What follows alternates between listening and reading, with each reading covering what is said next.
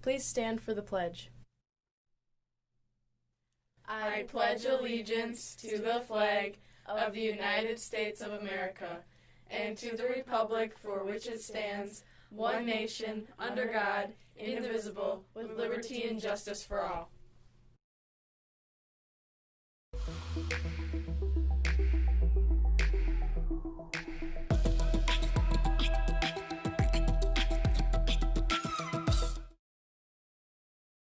Mike Shepard, and we're here today to talk about voting rights. Hi, my name is Mike Shepard, and we're here today to talk about voting rights. Voting is a right given to citizens regardless of sex, gender, race, or ethnicity. As we have seen this week, this has not always been the case. In our history, certain groups have been excluded from practicing their civic duty based on their appearance or area in which they live. After the 13th, 14th, and 15th Amendments, Jim Crow appeared to diminish the role of African Americans in politics until the civil rights movements came with the Voting Rights Act and the 24th Amendment that targeted poll taxes. Later, in the same period, 18-year-olds gained the right to vote through the 26th Amendment. In 1982, Congress required voting protections for people with disabilities to ensure access for those who needed it were available.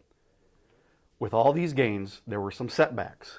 In the 2013 case of Shelby County versus Holder, the Supreme Court took some of the gains of Voting Rights Act away by allowing counties to change voting rules without informing the U.S. Justice Department, which included new voter ID laws that some thought target the poor or disenfranchised voters. In 2018, a large number of voters turned out, but many polling locations were closed, which made long waits for some voters. Today, as the voting season comes near, make sure you do your part by exercising your right to vote for the candidate that represents your ideas.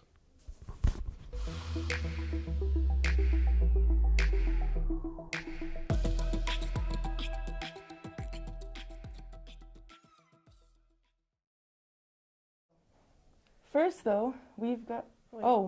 Good morning. It's Friday, October 23rd, and we have a long list of kudos today. First, though, we've got some announcements about work-based learning. FFA, FBLA, and Mole Day. Today's Mole Day, and not the fuzzy kind of mole, but the mole number 6.022 times 100 to the times 10 to the 23rd. In honor of Mole Day, stop by Mr. Wildenberg's room, that's room 613, and take a guess at how many moles of M&Ms are in the glassware. Whoever guesses closest to the actual number of M&Ms will win the M&Ms. Only guesses and moles will be accepted. If you want to make a guess but don't know what a mole is, ask a chemistry student. Hint, 1 mole of M&Ms could cover the surface of the Earth more than 200,000 times. FFA members, cheese and sausage sales packets are in the ag room. Sale information is in the packet. There are also extra sales sheets and disposable order forms in the main office. Sales sheets and money are due to Mr. Markart no later than Monday, October 26th. FBLA is looking for new members. Are you interested in being part of FBLA? If you are, there are membership forms available outside of Ms. Barr's classroom, room 718. If you have any questions about FBLA, stop in and ask. Next up, work-based learning. If you are a junior or senior interested in taking work-based learning, talk to Mr. Johnson about how to get enrolled in the class. Everything needs to be finalized for your placement by November 1st in order to take work-based learning during the second trimester. Music students, how's your resale been going? If you need an order form, please see Ms. Nugel in the band room or send her an email. With Spirit Week, remember next to dress up for Hero Day on Monday. This can be a real-life hero or a superhero. Also, make sure to sign up for the Cornhole Tournament if you are interested in participating. And when you have extra time this weekend, carve a pumpkin and submit your pictures for judging next week.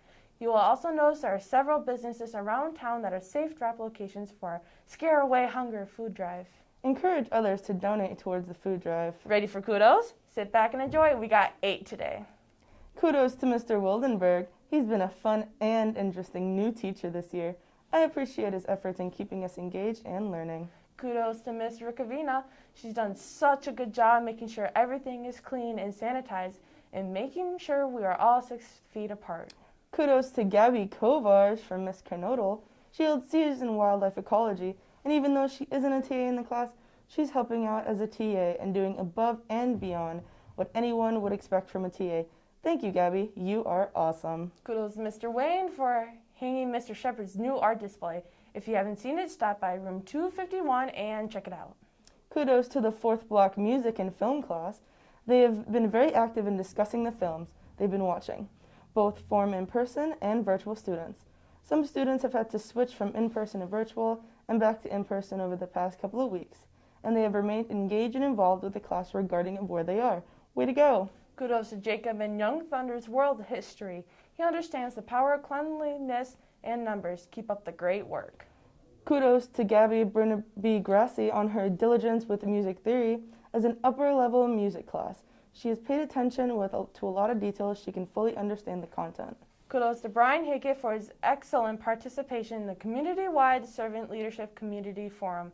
Brian has been a great voice for young people in Jackson County in this group that consists of otherwise all adults, many who are CEOs, leaders, and business people around our area. They are working to make our community a better place, and Brian has contributed good ideas and input from the perspective of youth who will benefit from this group's work. For GM97, I'm Annalie Swigum. And I'm Hunter Gilbertson. Have a great day, Tigers!